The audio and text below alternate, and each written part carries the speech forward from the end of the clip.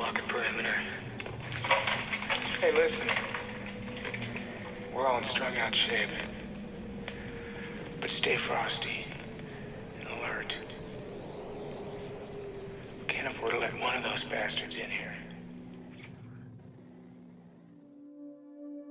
Hicks was not afraid to die. He ran toward what he considered the safest place on this tiny planet, but if he didn't make it, well, too bad. He'd been living on borrowed time since his first meeting with the aliens, so long ago. What had it been? 12, 14 standard years? Newt had been 10. He'd have to ask her how old she was now.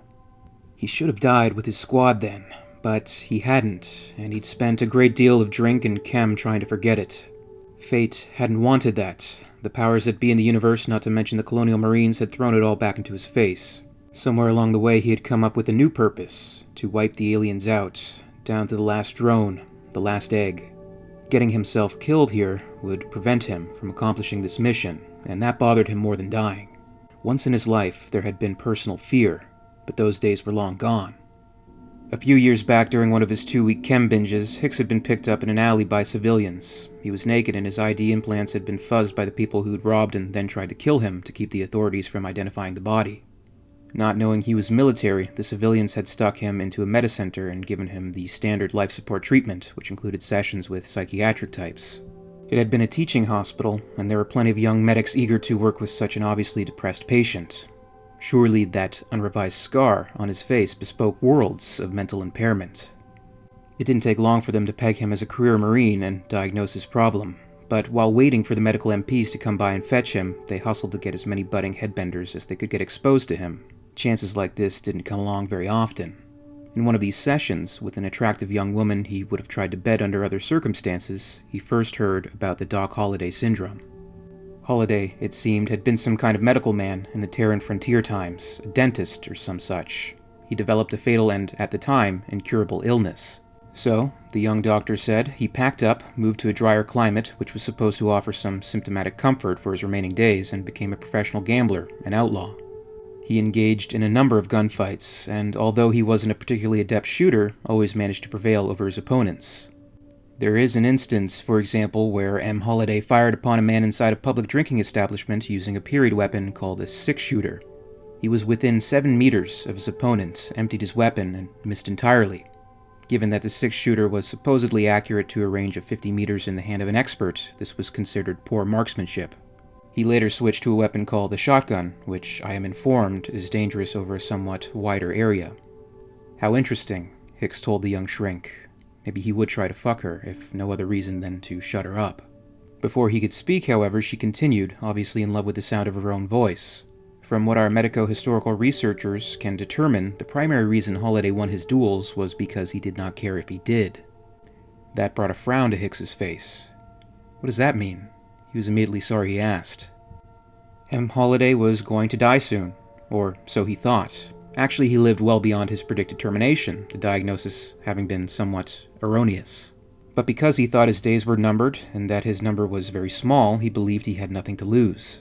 Whenever he faced somebody in a duel, they called them shoot-downs or showdowns or some testosteronic euphemistic nonsense. He had no fear of dying. He was, in his own mind, already dead. Further, he regularly imbibed large amounts of alcoholic beverages and was thus further anesthetized. While this doubtless impaired his physical responses vis-a-vis his reaction time and weapons prowess, these things in fact gave him a psychological edge. Most of the people he faced in such duels did not wish to die, and thus their fear often caused them to hesitate or behave in a panicky manner. Against an opponent who sincerely did not care if he lived or died, but whose only goal was to shoot them and be damned, such fears could be fatal. And apparently these encounters were fatal more often than not against M. Holliday, DDS. Hicks grinned, the scar on his face doubtless making the expression hideous to see. I know just how you felt, Doc. When you live on borrowed time and don't give a dog's dick if you die, it makes things nice and simple. Such a philosophy seemed to be embraced by Hicks as he was apprehended along with Newt and General Powell in the loading bay. For all his planning, his careful steps, Hicks's plan to transition the power of Base 3 from the seemingly mad General Spears to the seemingly more stable Major Powell had not followed through as conceived. The coup may have gone over more successfully had it not been for the escaped alien specimens. Had they escaped, or were they released? It's been said that General Spears left nothing unaccounted for, and nothing went on in or around his base without his knowledge. Did Spears anticipate Hicks's plan? How far would the general go to realize his alien army? Hicks looked at Spears, his mind still fuzzy. There was something he was going to do. What? Spears looked at Powell. I might have known Dickless there wouldn't have the balls to try something like this on his own. His glare managed towards Hicks, implying his responsibility for the recent turn of events. Hicks managed a nod. Spears returned the gesture. Thought so. You get credit for trying, but you picked the wrong side. Too bad. I admire a man with guts, even if he's an enemy. Win some, lose some, Spears said as he turned away. All right, men, you know the drill. Get the cargo loaded, collect your gear, sort out the prisoners, and free the loyalists. I'll give you a list. What are you going to do? Hicks said. His head hurt, and he felt as if he were going to vomit, but he maintained, taking slow and deep breaths. Well, it doesn't really concern you anymore, does it? But because you gave me a decent fight, I'll tell you. I'm going home. To Earth.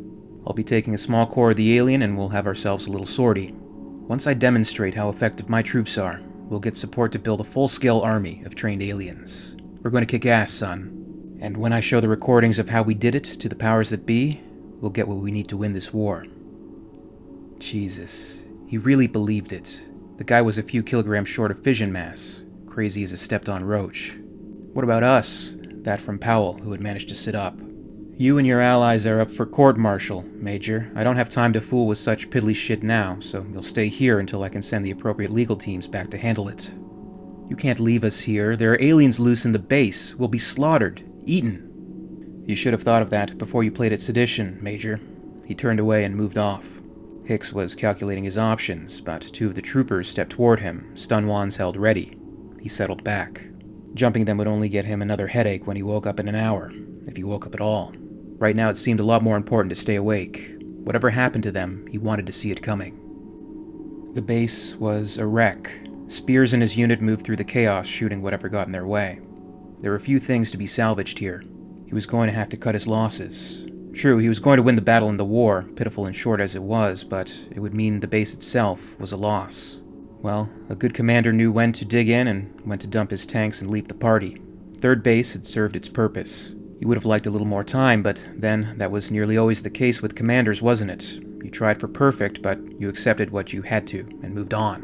When the battle was joined, you had to deal with what was, not what you wished it was. In a perfect galaxy, you always have the troops and material you needed to wage the best battle plan. In this galaxy, it seldom happened. He led his troops toward the starship hangars. Private Bueller, meanwhile, was taking stock of the situation and was getting desperate himself. Everything I believed in had been taken from me. I wasn't anything.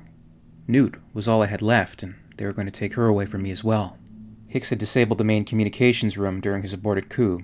Most of the control systems were gone. Without them, I was helpless. There was a functional auxiliary in the southern quadrant of the base, but there was a problem. I had to get to it. Bueller made his way through the base, the only way he could, given his condition. He crawled.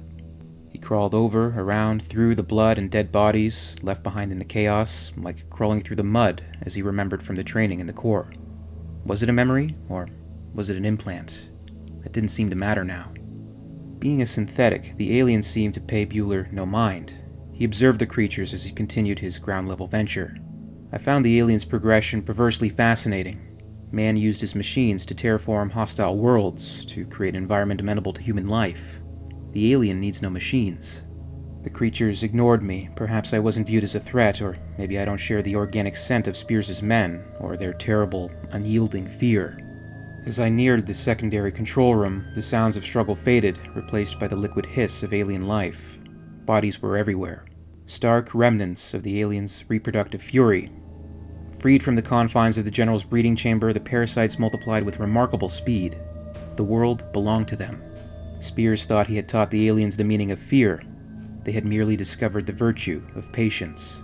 She allowed me into her nest, a courtesy perhaps, or maybe just acknowledgement of her power. I was no threat to her. There were no threats left on this barren world. Bueller could see them on the monitors. Hicks, Newt, and Powell were being escorted by Spears' men. Powell was pleading to the Marines, attempting to appeal to their reason. Spears is going to load his tame monsters onto the largest transport ship and lift. He says he's going to Earth. We get left here, along with the other Marines and scientists. Hey, fuck that noise, one of the troopers standing next to them said. You get left here with the other traitors. Those of us who stuck by the general are going with him. Powell laughed, a sound on the edge of hysteria. Are you really that stupid, Marine? He doesn't need you anymore. You're excess baggage. You get dumped. No way, Major, a second guard said. Spears takes care of his own. His own? Christ. He thinks he is a fucking god, you moron. You're nothing more than used toilet tissue to Spears. You served your purpose, you're going to be flushed and compacted with the rest of us. The guards looked at each other. The leader, an older sergeant Newt had talked to once, shook his head. Bottle it, boys. The Major here is just trying to divide and conquer. The General has taken care of you so far, ain't he? Don't let this fubby rattle you. Did you hear the man tell you to pack your gear as soon as we get the traitors stocked away? Newt saw Hicks gather himself. He was going to try to fight his way out. She didn't think he would make it, but she would follow his lead. This lead, Powell seemed to be following, however recklessly. In the heat of their debate, he reached for the holster of one of the guards' weapons. Not fast enough. A single shot was fired. The 10mm high-velocity slug hit Powell square in the middle of the chest. A clean heart shot. Hicks observed his body fall to the ground. Poor sucker. He should have gone into another line of work. Powell should be drinking high tea at some university, talking with other professors about modern art or ancient history. Only thing was, without killers like Spears and, yeah, like me, there weren't ever going to be such places again. Ahead of them, a pair of aliens stepped out of the shadows and hissed. Above, in the grids, the monsters gathered, their foul secretions dripping down onto the troopers. Suddenly, Hicks felt himself grinning. Fuck you, he thought. Don't you know me? You're messing with Doc Holliday, you stupid bastards. As the guards were distracted by the new company, Hicks made a leap for the same weapon that subdued Base 3's prospective new leader. The struggle divided Hicks, Newt, and Powell's dead body across the pressure seal door leading back to the loading bay. On the other side, Spears' guard and the eager alien monsters remained as the hatch slammed down. The last words heard by the poor souls on the other side were screams for help, abruptly snuffed, transforming into gurgles and gasps of a swift, terrifying death at the hands of Spears' monsters. Hicks collected himself, quickly trying to review what had just happened. That's one of the emergency pressure seals, insurance against a hull breach before they terraformed an atmosphere onto this rock. Seals just don't drop. Someone must have triggered it. My God, Newt realized. Bueller. We've got to find him. Hicks knew they had no time to spare. He grabbed Newt and headed toward the loading bay. He's a goddamned android. A machine. Forget him. The cargo ship is our only chance. Spears was personally overseeing the loading of the alien modules onto the transport truck from the vaults when the frantic call came over the comm. Spears watched when the modules picked up by the big hoop, lifted and carefully stacked on the other modules on the truck. He was the only one who knew the access codes to the starships, which would remain here. Terrible waste of material, but he couldn't worry about that. Sacrifices had to be made in war, be it flying stock or troops. A man who couldn't do the hot work didn't deserve to command. The engines of the ships that remained behind would be slagged 30 seconds after Spears departed. Whoever was left behind was going to stay behind, unless somebody came to take them off. And given the unreasoning hunger the drone aliens had, it wasn't likely there'd be anybody left if anybody ever did show up here again. He'd be taking the Queen, of course. She was necessary to his plan. Control her, and you control the drones. The food supply on this mostly airless lump was pretty limited. The Marines and scientists still alive wouldn't go a long way, unless the aliens had their own version of Jesus to do the loaves and fishes routine. Spears smiled at that thought. The idea of the aliens with a messiah was funny. Then again, come to think of it, this group of creatures, of soldiers, might well consider him their messiah. It was true enough. He was going to take them to a better world, to a kingdom of power and glory. Why wouldn't they think of him like that? Not that they did much thinking anyway, but then again, neither did human Marines. Spears rode with first truckload of his precious cargo while his men continued to load the next transporter. Nothing could go wrong at this stage. He had to see to it personally. He had recaptured the Queen, easily enough. All he'd had to do was find the place she was trying to hide her eggs and wave a flamethrower at them. Once she was caged, the wild aliens running around the base would calm down, at least until they realized she was gone. He had the walls of the Queen's cage opaque, so she wouldn't know where he was taking her until it was too late. Everything was under control. Spears watched the opaque cage containing the Queen being loaded. If the mother alien was upset, it didn't show. She was quiet inside. Once she was secured, Spears felt better. He spoke to a second lieutenant supervising the loading of the drones. "All right, once the last truck of cargo is loaded, I want you to assemble the troops in B hangar, gear packed and stacked, and begin loading the Grant. I want every loyal Marine on board by 1600 hours. Clear?" The lieutenant's face brightened. "Yes, sir." "Carry on." Spears walked toward his quarters. He had some items he wanted to pack himself. Once that was done, he would be ready. He smiled at the old adage he'd learned in his first tour. Once you leave a place, don't look back. There might be something there and it might be gaining on you. In this case, there would certainly be something behind him, but it wasn't going to be following him, much less gaining. He was going to the glorious future. Here was nothing but the dead past. Victus honor, he thought. Let's hear it for the losers. Despite what he told Newt, Hicks was nervous. The hangar was huge and there was a lot of scurrying activity, but if something was going to go wrong, it would be within the next few minutes. Well, a man did what he had to do and fuck the rest of it. At least he was armed now, and if he went down, he would go down fighting. There were worse ways to die if you were a Marine, and being eaten from the inside out by an alien baby was as bad as anything he could imagine. 2 troops using hoop lifts were busy loading the aliens into the ship. The name stenciled on the side was CMC McArthur. Hicks and Newt were almost at the service hatch when somebody behind them called out. "Hey, you there. What are you doing? This area is off limits." Hicks turned, pulled his carbine up, and fired a single round. They continued on their way, stopping for nothing. "Get in the ship, Newt. Fast." Seated in the control cabin of the ship, Spears checked the codes to be sure the computer didn't have them wrong. Everything was green, all systems functioning properly. Overhead, the hatch covering the hangar began to slide back. He could feel the drone of big pumps as they sucked the air inside the hangar into storage tanks. The gravity began to fade. A small tap on the propellers and the ship would rise. Once he was clear of the hangar, he would light the engines and boost into a slingshot orbit. "Launch minus 1 minute," came the dry voice of the control comp. Spears nodded to himself. Perfect. As the seconds counted down to the launch of the McArthur, Hicks and Newt came aboard and witnessed the horrific realization of the General's mission. Inside the ship, Newt and Hicks looked at rows of the aliens in their containers, stacked on their sides in bins, 3 high. "Christ," Newt said. Hicks groaned. Spears must have been planning this all along. He never intended to take any of his soldiers back, just his precious things. Newt, overwhelmed, grabbed Hicks, holding him tight. "Hicks, I'm scared." "So am I, Newt. So am I. Come on, let's find the control room. We can still stop him." They'd taken 6 steps when the gravity faded considerably. They hurried toward the control room. "Liftoff commencing," the computer said. Spears felt a slight tug as the propellers kicked on, shoving the ship straight up. After a moment, the propellers cut off and the massive ship drifted upward like a hot air balloon on a cool and crisp morning. Spears touched control. Below, the engines of the remaining starships would begin converting themselves into molten waste.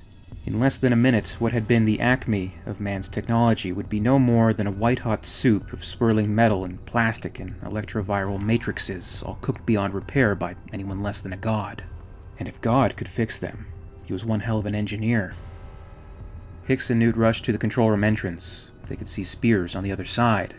He had recognized the life forms aboard his vessel. He was prepared for such an inconvenience.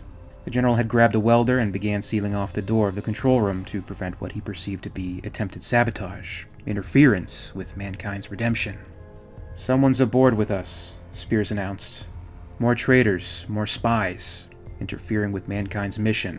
I can't let that happen." Hicks and Newt, helpless on the other side, listened to the General expressing his mad declarations. Men of limited vision sometimes have difficulty seeing the truth. I don't have the time or the patience to educate them. There was no way through. There was no way stopping this mission now. Carefully, Spears opened the plastic box containing his cigars. He picked one from the middle of the box, pulled the tube out, twisted the airtight cap free. Worth a fortune, the dark leaf beauty was about to go up in smoke. He smiled. Wasn't that the way of things? Even a great cigar would be nothing but ash after it was smoked. Things didn't endure. Only deeds lasted, and nobody had ever done a greater deed than to reclaim an entire planet from an enemy, and the mother world of humans to boot. He clipped the end of the Lonsdale with his cutter, wet the fragrant leaf with his lips, sucking on it lightly, then ignited the cigar with the flame of the welder. The first puff filled his nostrils and sinuses, and he blew it gently into the control room's cabin cool air, and he watched blue smoke pulled into the cleaners. It didn't get much better than this. thought the savior of mankind. No, sir. General Spears had done exactly what Hicks and Major Powell had predicted and feared. The general's loyalists had followed him blindly, helping him every step along the way with his mission. In their fear and desperation and the dim hope that Earth would turn back to what it once was, they followed the man with promises of glory, a glory he reserved purely for himself all along. Spears, in control of the McArthur, an alien army and its cargo, 2 humans along for the ride, headed towards his destiny, Earth. In this series, I'm recounting the Earth War, as depicted in the Aliens comic series. The accounts are explored as originally published, despite certain names, locations, and other events having been altered over time. For more on the Earth War, you can check out the accounts of the Earth War playlist on the end screen, which is in sequential order, and stay tuned for the latest videos. As always, I'd like to thank you very much for watching. I really appreciate it, and if you enjoyed this video, please make sure to give it a like, and you can also subscribe for all the latest videos from the channel. I'd like to express my sincere special thanks to our WEYLAND executives, EmYarUk and Lady Anne, part of our Patreon Hive. If you'd like to join the Hive and support the channel, check out my Patreon page for exclusive posts and contests. In the meantime, you can catch up with Alien Theory over social media. Follow @alien_theory on Twitter and @alientheoryyt on Facebook and Instagram for more. And until next time, this is Alien Theory, signing off.